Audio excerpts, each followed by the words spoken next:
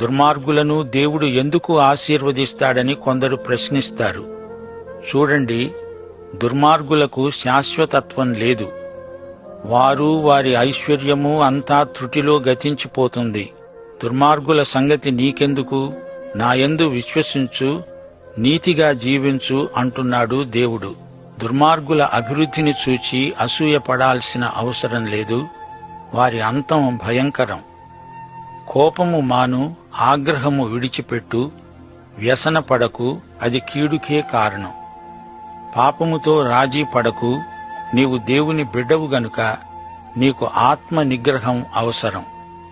కీడు చేసేవారు నిర్మూలమవుతారు.